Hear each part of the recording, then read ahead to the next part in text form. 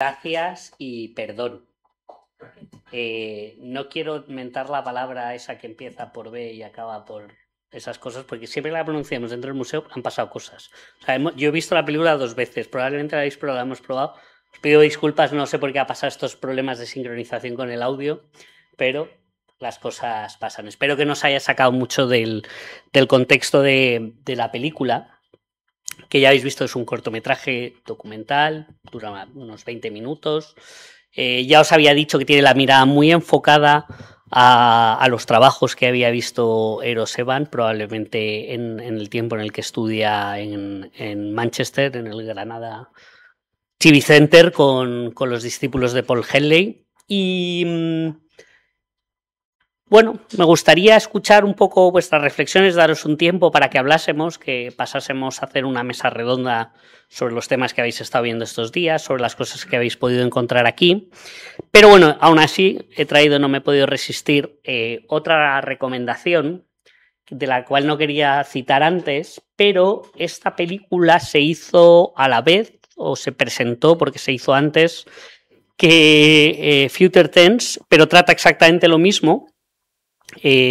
Mati Diop es un documentalista muy famoso, es senegalés, y ha estado nominado a los Oscar y no sé si ha ganado algún Oscar a Mejor Documental. Y esta película estuvo también en la carrera a los Oscar en su momento el año pasado, creo que no fue finalmente la ganadora, pero trata una historia muy similar, y es que hay 26 objetos que van a ser devueltos desde París a la actual Benín, ¿vale? Antiguo reino de Dahomey, y es el viaje que hacen estas 26 piezas. Cierto es también que esta película no es puramente antropología visual, mezcla mucho videoarte, tiene muchos pasajes muy distintos al documental clásico, pero es muy recomendable. Se encuentra en plataformas a día de hoy, yo creo que en Filmin y en alguna otra la podéis encontrar, en la mainstream también se suele encontrar, si no en unos meses seguro que la empezaréis a encontrar, o hay alquileres de estos baratos, muy recomendable, ¿eh? Y seguirle la pista también a Mati Diop, porque hace trabajos documentales muy interesantes. Aún así, un poco para continuar, y no solo quedarnos en la fascinación esta que tengo yo por Nigel Barley y su pasado como museólogo, lo cual le puedo perdonar, creo.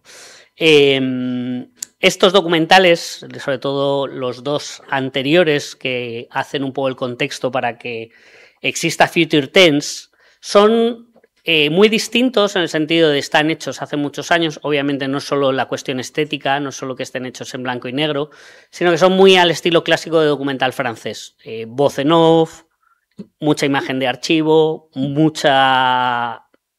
arte de dirección y de guión en el montaje, en cómo se va hilando el discurso visual y la voz en off, ¿no? El texto escrito.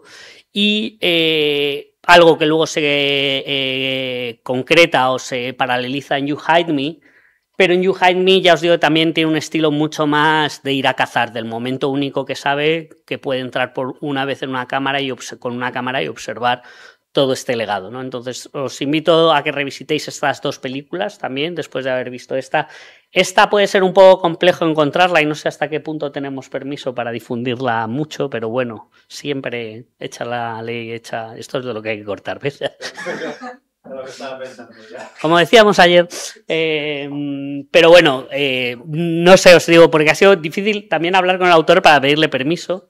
No porque lo teníamos ya dado, pero bueno, le he pedido permiso también para ponerla en mis clases y no me ha contestado. Siempre podría decir que todos sois mis alumnos y que os he compartido la película como tal. Así que bueno, yo creo que también esto hace un favor a muchos autores, ¿eh? Creo recordar, y os recomiendo también una película más en la cual se trata algo similar a este tema, no solo los museos, pero sí la historia de la raíz africana y de los negros en España, que es la película de Miguel Ángel Rosales, que también pasó por la MAM, la de Gurumbé. Canciones de tu memoria negra, también es un... Y hace poco creo que en Radio Nacional en Documentos también han hecho un documental sonoro sobre la historia de la negritud en España, que es bastante recomendable. Pero bueno, Siempre que hemos hablado de estos temas con Luis, que es amigo, con otra gente que trabaja en museos, especialmente también con Fernando, siempre surgen tres tipos de preguntas, ¿no? Y a mí siempre además me apetece hacérselas. Incluso la semana pasada un amigo me confesó lo que hizo la semana pasada o lo que tuviste que hacer la semana pasada recibiendo una delegación a la cual le tenías que enseñar parte del museo, ¿no? Y ahora si queréis hablamos de eso. No mataste a nadie, Luis. Claro, dice, tuviste que enfrentarte a esta cosa de la revisión, ¿no? De enseñar las tripas, ¿no? Las partes interiores del museo para ver qué tipo de objetos hay. Entonces, a mí me caben tres preguntas después de ver esta película otra vez. Y siempre son, ¿cuál va a ser el futuro de todos estos museos bajo quizá no un nuevo prisma de colonial, que esto lo están sufriendo, ya os digo, Francia desde hace probablemente 40 años, Inglaterra desde hace 20 o 30, y nosotros también, Portugal, por ende, de igual manera. ¿Cuáles de estos objetos se han de devolver? Que creo que esto Luis a lo mejor tiene más precisión en hablaros. Es decir, a mí me surge la duda siempre de decir, ¿de quién son estos objetos? ¿De quién son estos objetos? Quizá porque hay una cosa que no se he detallado bien. Una de las cosas que cuenta muy bien, tanto las estatuas mueren también como You Hide Me, y aquí no se explicita tanto, pero es el problema de cómo el arte moderno empezó a comprar arte africano hacia los años 70-80. O sea, quizá en los 60 ya había una cierta fascinación, pero todos los museos y bastantes de las clases medias europeas, americanas y también las orientales empezaron, como además en el más puro sentido de los expertos en antropología del turismo lo dicen, el handcraft, la artesanía, es uno de los valores más fuertes que tienen los países como atractivo nacional, ¿no? Entonces, África es muy conocido y además el África negra, el África subsahariana, todo el África de la costa atlántica, tiene países en los que cada uno de los grupos culturales y de las distintas regiones se especializa en distintos tipos de arte, bien sean por las materias primas, como pueden ser el tipo de madera que tengan, el baobab, el cedro, etcétera. Otros pintan los colores. También entraríamos en esta cuestión de la apropiación cultural que ha habido por muchos artistas en la música, entre ellos con Paul Simon, ¿no? En los años 80, cuando fue acusado por hacer el disco de Graceland y todas estas cosas con los ritmos, o Fleetwood Mac. O sea, es decir, la cultura pop de tradición occidental a nivel mundial ha robado también mucho de esta cultura inmaterial o de este patrimonio inmaterial, no solo del físico de los objetos, pero a su vez está la contraparte de cuáles de estos objetos han sido parte de un intercambio ceremonial, puedo imaginar, entre jefes tribales y diplomáticos. Es decir, los objetos son una de las patas fundamentales que yo siempre he entendido que hay para describir la cultura. Creo que quizá la primera y única, que es la quinta esencia de todo, son los rituales, pero los rituales siempre contienen cuatro cosas. O sea, los rituales, entendiendo no que sea una cosa religiosa, pero sí ceremonial y repetitiva, sea bien religiosa o secular. Los rituales siempre tienen cuatro cosas, aparte del propio orden ritual, ¿no? De un empiece y un final, una preparación y un tiempo liminar, que son roles, qué personas los practican, qué normas median en esos rituales, qué objetos se utilizan y en qué espacios se realizan, ¿no? Es decir, por mucho que intentemos buscarle la no consideración a cualquier acto humano como un acto ritual, obviamente es porque eres un especialista en antropología de la religión y ya discutimos mucho con ellos, pero hay rituales seculares y todos podemos identificar rituales seculares, y muchas de estas piezas de arte y muchos de estos intercambios ceremoniales, incluso políticos, simbólicos, vienen de esta tradición de las piezas de arte en África. Entonces, ¿qué cabría pasar con esos quizá objetos que estén documentados, ¿no? Que hayan pasado de una tribu a un estado como un regalo, ¿no? Pues, y se me ocurre, esto también ha pasado con los animales, ¿no? Copito de nieve y algunos otros casos. O sea, es decir, no es algo exclusivo del mundo de los museos del arte o de los objetos tribales, sino que esto viene pasando a lo largo de la historia mundial del comercio. Y la última sería, si no tienen que estar en un museo, ¿dónde tendrían que ir a parar? ¿O cuál es su destino? Entendiendo que el museo ha sido una de las mejores soluciones o de las más practicadas en los últimos 250 o 300 años de historia occidental, ¿no? También habría que entender qué tipo de resignificación se le puede dar a las piezas de vuelta a sus países de origen o a sus contextos de origen, ¿no? Y no quiero irme al clásico ejemplo de si los británicos tendrían que devolver, que por supuesto, las piezas robadas a los griegos del Partenón, etcétera, etcétera, con ese paternalismo de no, las tenemos nosotros porque no las van a saber cuidar, ¿no? Entonces creo que es un tema complejo, como todos los que aborda bien la antropología, y del cual podemos debatir mucho. A mí se me ocurren además otro tipo de ejemplos, más cercanos y más próximos, pero también me gustaría poneros en contexto esto. Si conocéis, o siempre me gusta acabar con una anécdota o las cosas, el buen trabajo del antropólogo creo que siempre es el traer un caso similar para quien tenga que tomar una decisión o ponerse en un punto de vista conozca el ejemplo cultural que ha pasado en otras partes del mundo, ¿no? Y este es muy común. No sé si conocéis la historia de Ishi. Ishi es el último representante de una cultura del norte de los Estados Unidos. Es esa cosa que antiguamente se llamaba un indio y que ahora se llama un nativo, ¿no? Americano, bien llamado por cierto, que hacia finales del siglo XIX, principios del XX, se dio cuenta de que era el último vivo, la última persona viva de su tribu, y decidió en un acto de generosidad ir a buscar a dos especialistas para contarles y transmitirles cómo había sido su cultura, ¿vale? Estos dos tipos, que además uno de ellos sale en la foto, Ishi obviamente es el de la derecha y no el de la izquierda, y esto es una reconstrucción. Hay como 4 o 5 películas famosas sobre la historia de Ishi, ¿eh? O sea, desde los años 60 o 70 se han hecho películas de estas de televisión de bajo formato, de serie B, porque la historia es como muy representativa y también se dice que es quien inspiró la novela de El último mohicano. O sea, El último mohicano, que está ambientado en el estado de Nueva York, en el norte del estado de Nueva York. La historia que trae el ejemplo de este último representante de una cultura realmente se produce en la otra costa, se produce en California. Ishi, como tal, además, significa, como podéis ver ahí, la traducción es hombre. Porque en la cultura de Ishi, uno de los tabús, otra cosa fundamental para los antropólogos y para el análisis de lo que significan los valores, ¿no? Y de cómo las normas permean en los valores culturales, pronunciar el nombre de uno era una cosa prohibida. Entonces nunca supieron estos dos antropólogos, los cuales son bastante famosos, sobre todo el segundo, en haber desarrollado esta conservación de una última cultura. Hicieron además un museo, ha habido varios textos, varios libros. Es un caso muy paradigmático y muy famoso, ya os digo, no solo en la cultura audiovisual, en el cine de ficción, en las novelas. O sea, realmente esto pasó. Y incluso os contaría, ¿conocéis a Alfred Kreber? Muy famoso, ¿sabéis de quién era padre? Úrsula K. Le Guin, la famosa autora de ciencia ficción, la mejor autora de ciencia ficción, mejor mujer que ha escrito ciencia ficción, y probablemente mucho mejor, además, esto hasta Carl Sagan era un gran admirador. La K de Úrsula K. Le Guin, porque su madre era belga, es Le Guin, no Le Guin, todo junto. Esa K es de Kreber.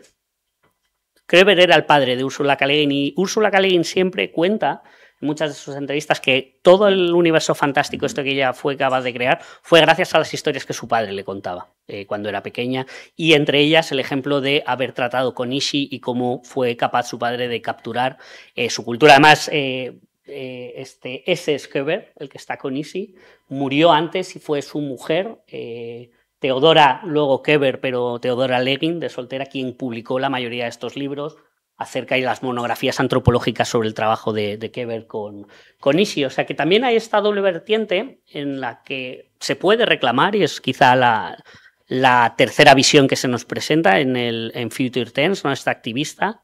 Y obviamente los antropólogos, o la mayoría de los antropólogos con los que he coincidido, siempre hemos dicho que la cultura es algo vivo, no es algo que consista en adorar las cenizas, sino en mantener vivo el fuego. Entonces, rehablar, revisitar, recontextualizar, reentender qué son las culturas, los objetos, ponerlos en valor o ponerlos en tradición, a veces también, como las personas, implican estos caminos de movimiento, de tradición, ¿no? O de transición, y de que a lo mejor pues, no toda la vida tengan que estar en los sótanos, metidos en cajas y envueltos en plástico, y fuera de su contexto, ¿no? Como bien ya enunciaban en un punto estos dos autores franceses, significando la muerte de los objetos, ¿no? Si los objetos, si están vivos, se utilizan.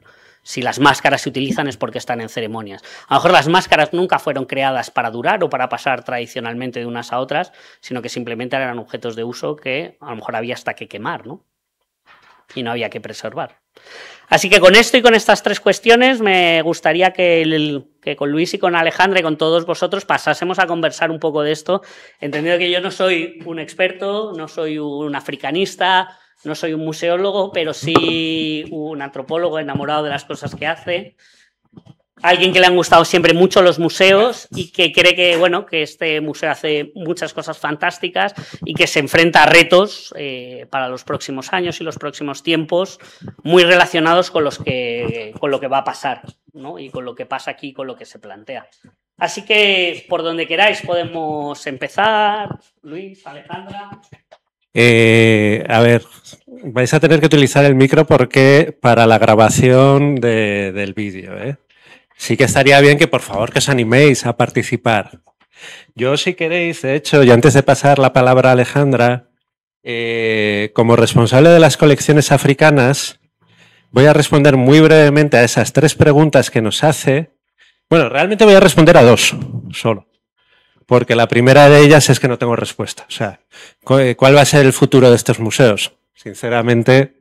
Esa es la respuesta buena. No lo sé, no lo sé. O sea, es una cuestión el futuro que no se puede predecir, justamente. Que yo creo el presente, los problemas del presente. Pero aquí, que están otros compañeros del museo, yo creo que nos estamos haciendo constantemente la pregunta, ¿no? Todo el día, ¿cuál va a ser nuestro futuro?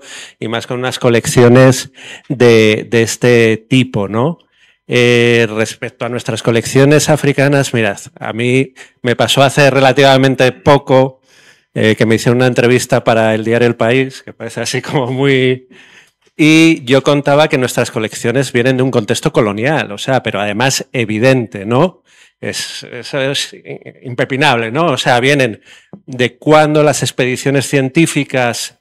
Daos cuenta, se le llamaban científicas, pero realmente eran expediciones que estaban destinadas a explorar las posibilidades económicas de los territorios que España tenía en el continente africano, pero nuestra historiografía las ha convertido en científicas.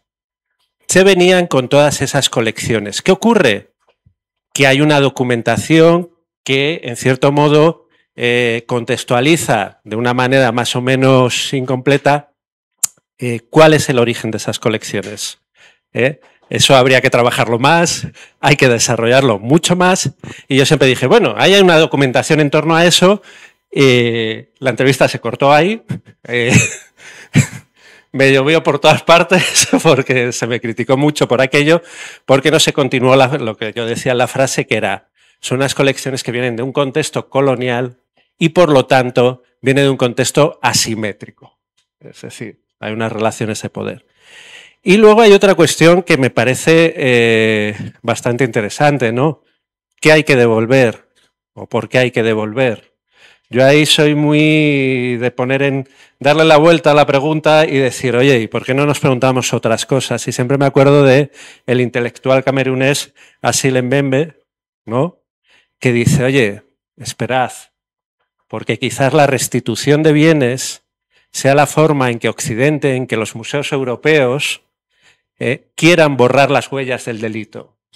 Vamos a dejar esto ahí para que sea la prueba y el testigo de lo que ha ocurrido y de lo que ocurrió y de lo que los europeos fueron protagonistas, ¿no? Del delito. Entonces, a partir de ahí, plantearme esa cuestión, ¿no?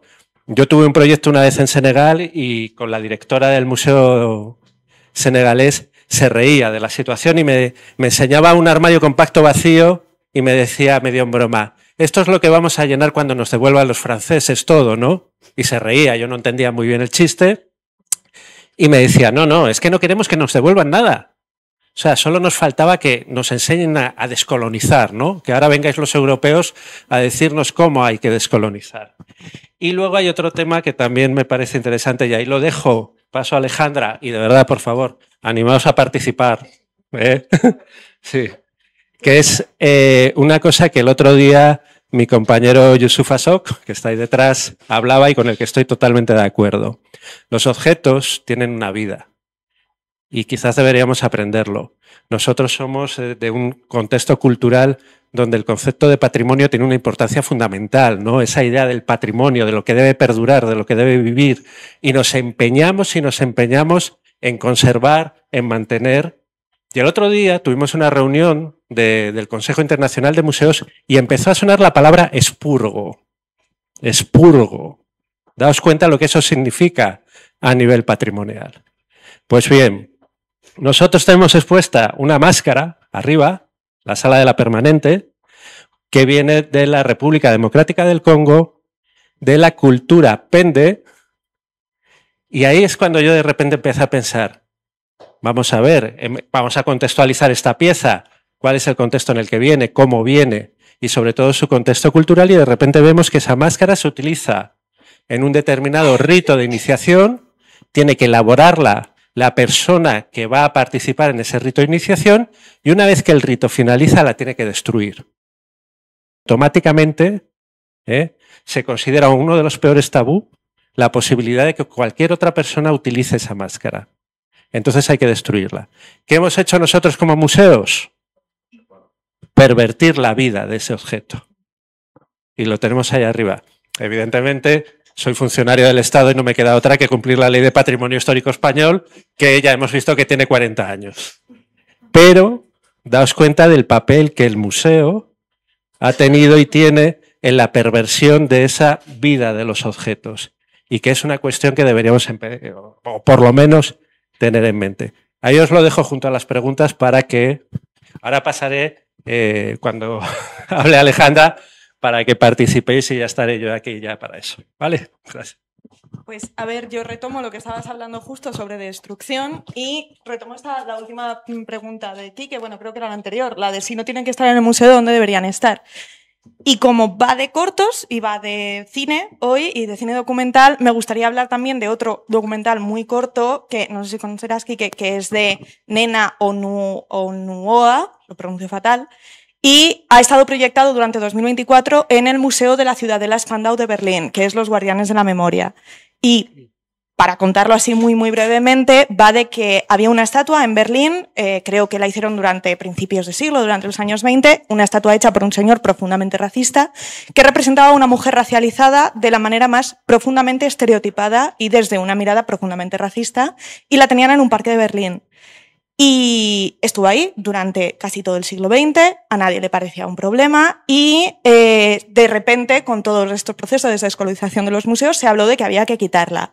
Justo cuando se empezó a hablar de que la iban a quitar, hubo un acto como de vandalismo en 2020 y la estatua apareció decapitada y como con pintadas.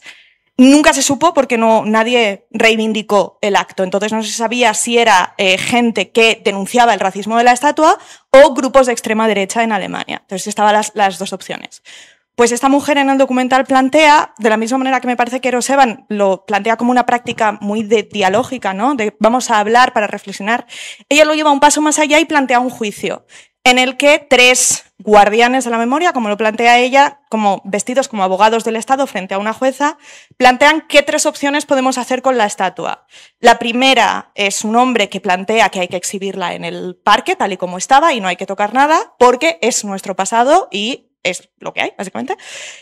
Luego hay otra mujer que plantea que tiene que estar en un museo, en un contexto, para la redundancia, contextualizado, con un cartel diciendo que se va a ver una cosa de alto contenido problemático, y la última persona planea directamente destruirla, porque es un testimonio de un racismo que tampoco aporta ningún valor artístico. Entonces me parecía interesante, en diálogo con Future Tense y esto, plantear así a modo de debate, porque me parece que tiene que ver, o sea, tienen que estar en algún sitio ciertos objetos, Pero yo no hablo más. Entonces ya pregunto si alguien tiene alguna de esas 3 opciones. Bueno, yo más que responder, quería contar un caso como anecdótico que aparte me ha tocado a mí vivir. Por ejemplo, en el Museo Nacional de Antropología de México, que gracias han hecho, la verdad, una curación a nivel museístico bastante buena en comparación de lo que había antes, y además han basado en antropólogos que tuve la suerte de estar con ellos y que bueno, que me contaran muchas cosas. Y también justo me tocó vivir una escena, que es lo que me parece como un caso pues también un poco anecdótico, pero hay un pueblo, el pueblo Huichol en México, un pueblo indígena, sobre todo el que está, bueno, ahí está repartido por varias partes de México, pero de San Luis Potosí, que dentro de este museo pues hay muchos tipos de piezas pertenecientes a su pueblo, o sea, no es que sea una, hay de todo. Y ellos, una vez al año, y aparte esto me tocó a mí vivirlo, hacen un peregrinaje al Museo Nacional de Antropología, en el que ellos hacen sus propios rituales, acampan, todo, y no están en contra para nada, o sea, no quieren que estos objetos, por así decirlo, se les devuelvan.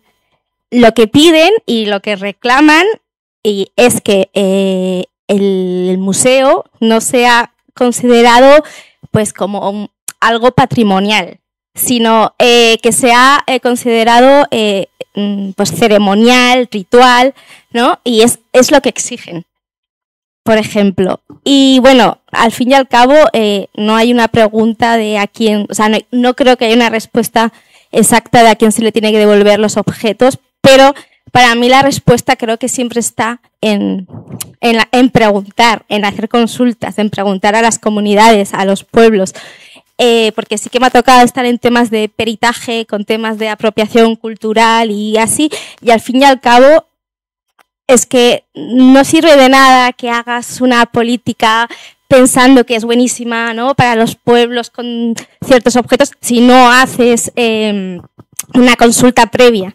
Entonces, sí que es cierto que hay objetos que considero que igual tienen muchísimos años y que pues es complicado preguntar, encontrar a alguien, pero creo que la respuesta siempre está en tratar de preguntar pues a la comunidad, a los familiares, al pueblo, que consideran que es lo más pertinente. A ver, sí, perdona un momentín. No iba a decir nada. Bueno, pues yo, reflexionando un poquito sobre, volviendo a la película, sí que le estábamos comentando un poco la característica particular, ¿no?, de esos objetos que además no tienen ningún contexto absoluto, ¿no?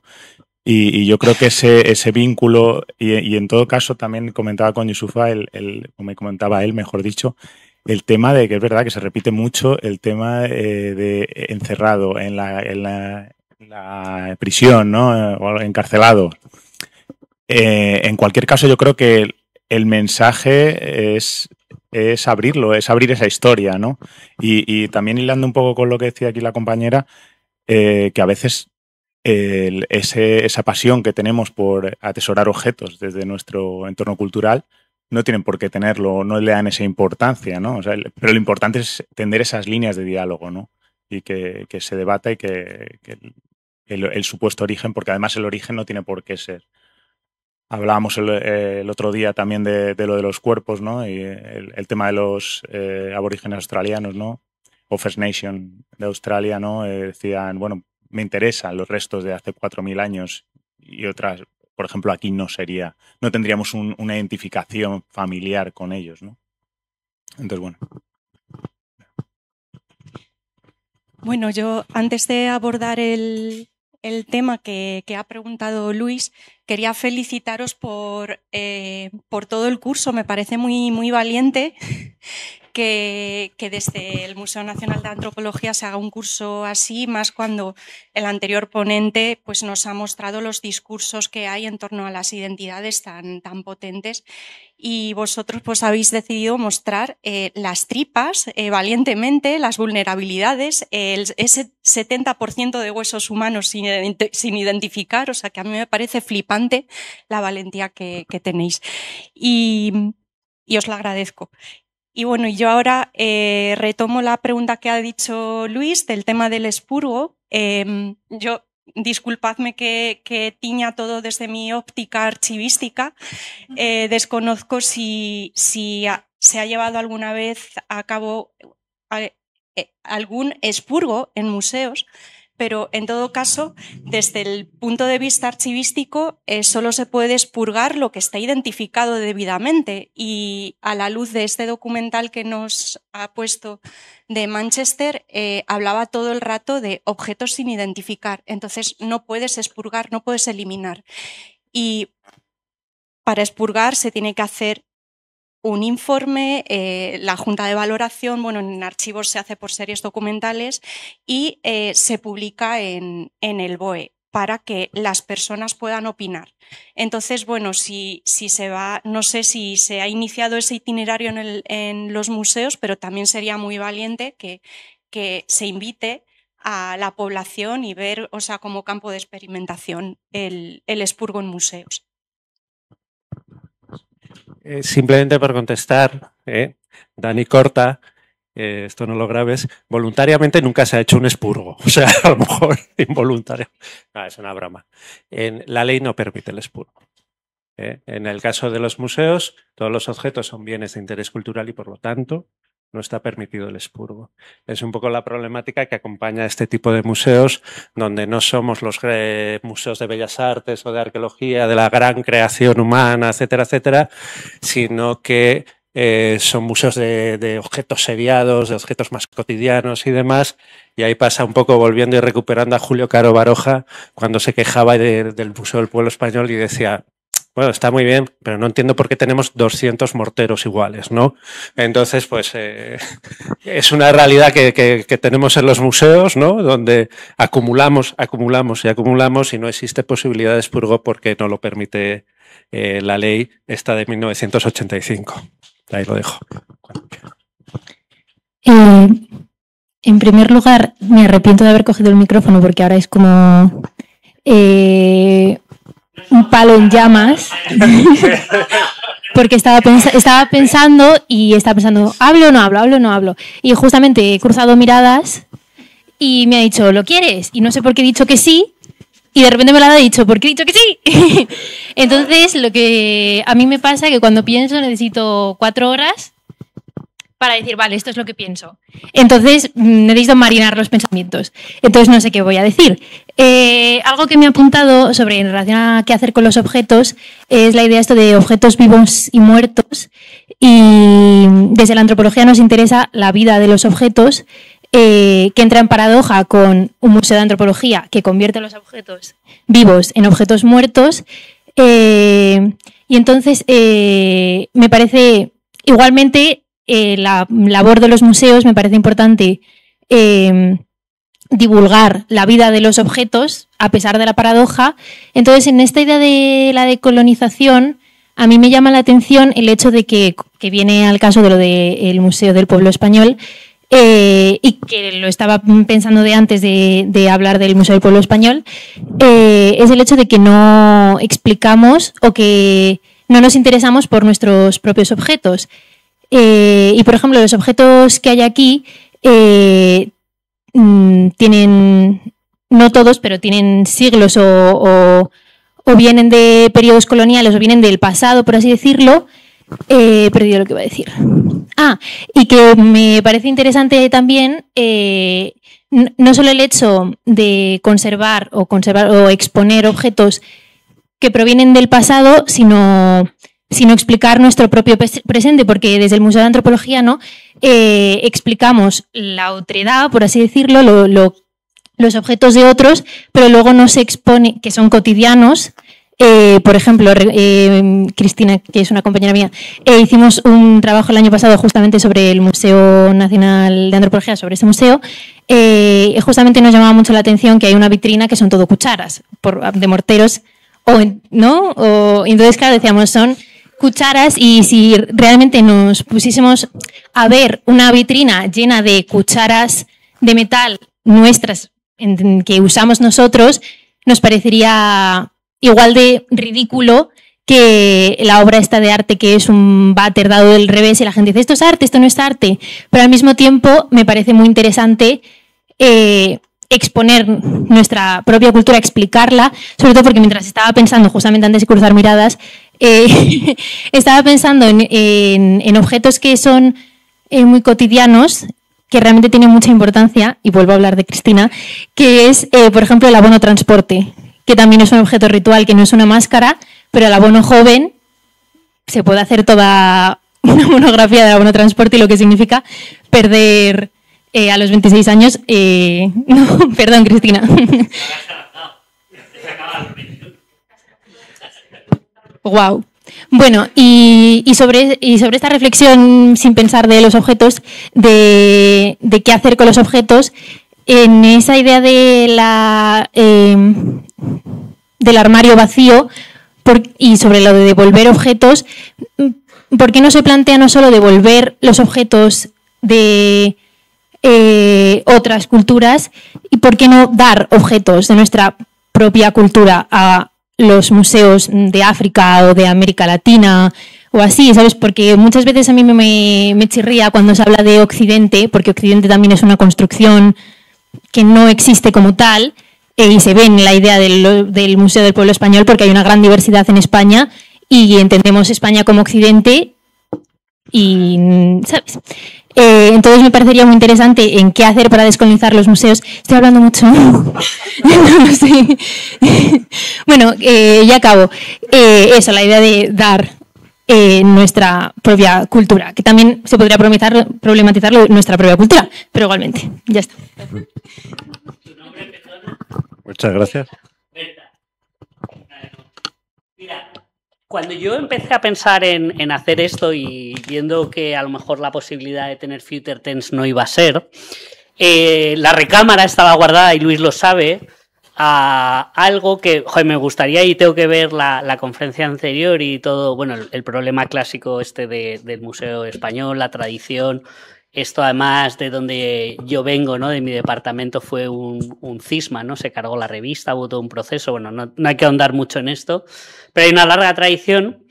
Y en este caso no me llamaba tanto la atención como la otra cosa que sí que tenía preparada. Y si quieres echar más leña al fuego, lo siento, y más cosas para pensar. Te invito a ti especialmente por lo que has dicho en todo este argumentario, que me parece estupendo. Y os invito a los demás a ver otra película documental que se llama Dream Songs, como canciones del sueño, que está hecha aquí en España y cuenta el problema de cómo hacer un museo. Y justamente cómo hacer un museo con esto que yo creo que es justamente todo lo contrario que decías. Si hay algo que sea perfectamente objetivable, registrable, museizable y capturable y envitrinable en este mundo, es algo tan simple y tan complejo a la vez como la cultura hippie. Este documental de Dream Song cuenta la historia como hace 10 años, 12 a lo mejor, en Ibiza surgió un movimiento desde abajo, desde distintos colectivos. No sé si alguno conocéis la historia de esta película, y si buscáis incluso en hemeroteca hay bastantes pocas noticias sobre esto, pero sí que un director de documentales catalán, Agustín Vila, acabó viajando y entrando justo de lleno a entrevistar a varios actores que vivían en Ibiza, sexagenarios la mayoría, porque habían sido hippies fundadores de las comunas en Ibiza, y entre ellos, con sus distintas facciones, porque este es un documental multicoral, hay varios actores, que tienen distintos puntos de vista sobre si es lícito o no es lícito museabilizar lo hippie. Igual que si fuese lícito o no lícito museabilizar o monografiar el abono transporte, ¿no? Es decir, justamente, a lo mejor relatar la historia del abono transporte es más sencilla porque es más corta. Hay mucha más cantidad de datos con los que comparar y triangular para saber de sus certezas, ¿no? Y del proceso histórico, se me ocurre, hay millones de usuarios a los que entrevistar, ¿no? Y quizá, claro, no quiero llamarlo el buen cementerio, pero el almacén del museo, ¿no? O estas salas de conservación, en el mejor de los casos, ¿cómo podríamos reinterpretarlos? Porque la mayoría del problema de estos objetos es que no hay una fórmula común. Incluso yo creo que vosotros podríais decirlo mejor. La forma de catalogar y de etiquetar, mucho, aunque provenga mucho de la tradición del mundo de las bibliotecas, seguro que os enfrentáis a muchísimos problemas a la hora de encontrar cosas del pasado, de traer cosas nuevas, ¿no? Pero fijaros cómo, por contra, la cultura hippie, que es lo que propone esta gente, hay además las tres visiones, ¿no? La visión a favor del museo, la visión en contra, obviamente, del museo, pues los hippies no están hechos para las vitrinas, ¿no? Como dice una de las de las entrevistadas, que es fantástico. Y hay una tercera visión, incluso hay quien ya tiene un museo en Ibiza. Hay un hippie que tiene un museo de instrumentos, un músico. Entonces, como que se negocia, una de las partes con las que se hacen los museos, que es donar su colección para que sea parte del museo, ¿no? Y bueno, luego hay otra fantástica también, preparé la secuencia, que es alguien se imagina el espacio, ¿no? Entonces, justamente habla de toda la simbología que puede llegar a tener el espacio físico del museo y cómo debería ser, ¿no? Y es bueno, obviamente, pues son testimonios, son entrevistas, está la cultura actuando, hay varias, como todos los documentales tampoco son 100% reales, en el sentido hay mucha escena recreada, cosas que se sabe, conversaciones que se tienen delante de cámara que probablemente ya se hayan tenido detrás. Pero está muy bien, ¿eh? Lo encontráis en YouTube, ¿eh? Es fácil de encontrar la versión de televisión. Ya sabéis que las teles, como se pagan con la publicidad, tienen una versión específica de documentales de 59, 60 minutos para pagar con publicidad. Y es difícil, pero se encontrará en algún momento la versión de 70, ¿no? El corte este del director, que es un poco más extenso y algunas secuencias más, que relatan todo este problema más parecido al de Ishi, ¿no? Es decir, ¿qué pasaría o cómo musealizaríamos una cultura que es cercana? Es decir, ¿por qué no hay un señor con Salakov en una vitrina? ¿Por qué los Salakov, las grabadoras, las cámaras de fotos y las cámaras EUMIG de 8 milímetros no son parte? O sea, si son... Además, lo dicen en Future Tense, ¿no? Le dice, no es solo sobre la metodología ni del proceso de capturar o de musealizar o de registrar, pero a lo mejor es también ese doble juego de espejos que siempre ha tenido la antropología y que es uno de sus grandes valores, debería suceder, ¿no? Es decir, ¿quién ha hecho la antropología también? Es decir, ¿por qué no estamos los antropólogos en las vitrinas de los museos también? Y no es por darnos valor, sino todo lo contrario, ¿no? Sí, Lo que pasa es que os pido brevedad porque los cierran el museo. ¿Ya directamente? ¿Sí? Vale. Bueno, yo también quería agradecer este curso, la organización y celebración del curso. Voy a decir que estuve en un seminario que se celebró hace un año, sin embargo las sensaciones son bastante diferentes, no en este año. Como de la descolonización en ese momento tenía la sensación de que no se estaba concretando y era más pues quedarnos en un plano de divagación. Y bueno, como aquí lo que estamos viendo son materializaciones, las preguntas que estáis haciendo, además, me había apuntado muchísimo para decir, soy consciente del tiempo, entonces creo que voy aparte de ese reconocimiento y decir que que es muy inspirador también para mí, y que voy a ir a las preguntas sobre el futuro de los museos. Lo voy a relacionar con lo que decías, Luis, sobre las palabras de Mbembe, porque creo que sí que me parece que una de las cosas que tenemos que hacer es, si solicitan los objetos, pues contribuir en esa devolución, hacer los estudios de procedencia y en el caso de que no, o sea, ¿qué hacemos con estos objetos? Pues precisamente narrar esa historia, ¿no? Y que fueran espacios de memoria, como estamos diciendo aquí, aunque sean memorias traumáticas, pero memorias que hay que visibilizar, ¿no? En la línea de lo que decías tú a través de Mbembe. Y sí que me gustaría hacer una reflexión, cómo nuestra mirada, voy a decir, desde la filosofía occidental heliomorfista, estamos entendiendo los objetos solamente como en su materia y su forma. Y cuando decimos que mueren en las vitrinas, a mí me gustaría que nos preguntáramos si no están teniendo otras vidas diferentes y si están muertos. ¿Qué está pasando? Me encanta, estoy pensando en Toy Story. Empiezan a darle una forma fabulosa, que es un ejercicio de imaginación de ficción que sería fabuloso. Ellos hablasen entre ellos, ¿cómo sería el diálogo fantástico que tendrían que hacen ahí? A lo mejor no se sienten presos. Claro, o sea, no sé. Pero... Pues bueno, pero plantearnos esto, ¿no? O sea, cómo a lo mejor estamos pensando si tenían vida en un lugar y no tienen en este, o sea, qué tipo de vida y bueno, qué implicaciones tiene o cómo podemos cuestionar también estas otras vidas. Pero bueno, a lo mejor estar como yendo más allá de esa exclusiva materialidad que tendríamos ahí, ¿no? Y bueno, quería decir que la verdad es que digo, bueno, como estábamos que si hablábamos o no, pero me parecía que es que la intervención que ha hecho la compañera antes era como muy concluyente, o sea que yo creo que a lo mejor muchas de las personas que estamos aquí, después de estar en el curso con las ideas que veníamos, pues estaríamos ahí, contestaríamos en esa línea. Y bueno, pues la participación, como hemos visto también, lo que presentasteis ayer también desde el Departamento de Antropología Física, la colaboración con las comunidades, y me parece importantísimo, la participación en la construcción de los lenguajes, narrativas. Y bueno, pensar igualmente con lo criticable que pueda ser y por las formas en las que han llegado, pero los objetos, pero pensar también el matiz que le podemos dar de reconocimiento de cómo, y aquí es que tengo que hacer referencia a mi compañera que está aquí, a Mara Montoya, del Instituto de Cultura Gitana.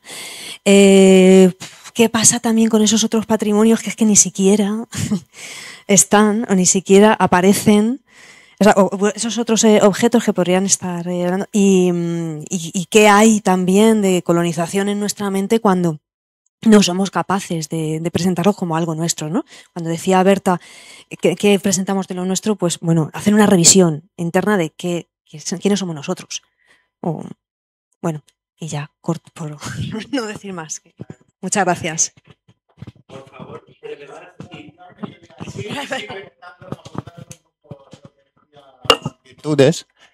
sobre bueno, la otra vida de los objetos. Suleiman Basirjan, un filósofo senegalés, lo plantea, porque dice que los objetos, desde que salieron de su contexto, han incorporado otro contexto. En este otro contexto cobran otro significado, otra vida. Yo, en parte, no estoy muy de acuerdo con él, su planteamiento, pero por una parte también se puede entender de que lo que plantea él es no restituir, sino construir una memoria colectiva. Solamente era esto. Sí, pero súper breve, por favor, porque... sí, muy breve. A la segunda pregunta, ¿cuáles se deben devolver? El documental transmite una idea que a mí me ha parecido, bueno, interesante cómo se expresa, y es que a lo mejor esas comunidades tampoco tienen muy claro realmente que les interese eso que están viviendo. ¿Vale? Se pide, digamos, ese diálogo con el Museo de Manchester, pero al tiempo se reconoce que tampoco hay un interés real, a lo mejor, por esa recuperación. Claro, el conservador, el curador cultural, pues le vemos que está desbordado. O sea, ahí se está poniendo en cuestión la propia institución. Por eso el documental se titula Future Tense, es decir, tiempo futuro. ¿Vale? Es decir, no estamos hablando del presente de los museos, estamos hablando del futuro de los museos. Hablamos en tiempo futuro. Y claro, revisando la definición de curador en castellano, yo creo que quizás en estos casos, viendo esas imágenes, es más apropiada no tanto la del curador cultural como la que utiliza el derecho civil, ¿no? Y voy a leer la que he encontrado así en Wikipedia, ¿no? Es el representante para los actos de la vida civil de una persona declarada incapaz en razón de un déficit de facultades mentales. ¿Vale? Es decir, en definitiva, estamos viendo a esos objetos huérfanos, lo ha dicho así el curador. El propio curador dice que son huérfanos, están desvalidos. No sé si tanto tengan las facultades mentales disminuidas, no sé si llegamos a ese punto. sobre el abono de transportes de la MT. No sé si sabéis que ahora mismo hay un concurso del COAM para gestionar un nuevo museo de autobuses en Madrid, de la MT. Un museo de autobuses que, bueno, pues ha despertado muchas críticas entre los vecinos. Lo llaman jocosamente garaje de autobuses viejos, porque sustituye en una parcela que estaba destinada a hacer un polideportivo en el barrio. Eso es un patrimonio muy incómodo, ¿vale? Y estamos hablando de un caso actual. A mí, por cierto, no me llegó lo del abono transportes para jóvenes porque todavía no existía. Bueno, si no han de estar en el museo, ¿dónde? Ayer hablábamos de los huesos, ¿no? Y de esa dificultad y qué hacer con ellos, ¿vale? Primero tenemos que identificar dónde. ¿Qué hacemos, por ejemplo? Lanzo la idea. Con los huesos de Otzi, ese cazador de los Alpes, de hace miles de años, que está en el Museo de Bolzano, del cual hablamos que fue asesinado. La última noticia, si googleáis Otzi, pues resulta que han descubierto que que sufría alopecia, era calvo, ¿vale? O sea, ese tipo de imágenes que lanzamos sobre algo que es objetivamente restos humanos. Gracias.